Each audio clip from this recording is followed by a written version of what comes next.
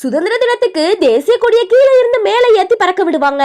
ஆனா குடியரசு தினத்துக்கு கொடியை கீழே இருந்து மேலே ஏத்தாம ஆல்ரெடி ஏத்தி வச்சிருந்த கொடியை தான் பறக்க விடுவாங்க. எத்தனை பேர் இதை நோட் பண்ணிருக்கீங்க? அதுக்குண்டான காரணம் என்ன தெரியுமா? 30 லட்சம் இந்தியர்களுடைய இறப்புக்கு பிறகு கிடைச்சதுதான் இந்திய நாடு சுதந்திரம்.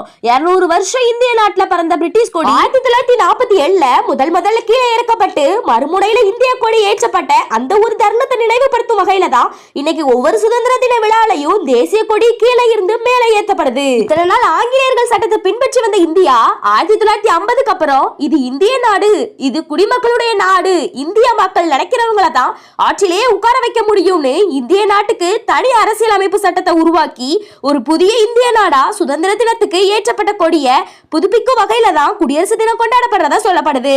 இத பத்தி உங்களோட கருத்து என்னன்னு மறக்காம கமெண்ட் பண்ணுங்க. நம்ம சேனலையும் மறக்காம சப்ஸ்கிரைப் பண்ணுங்க.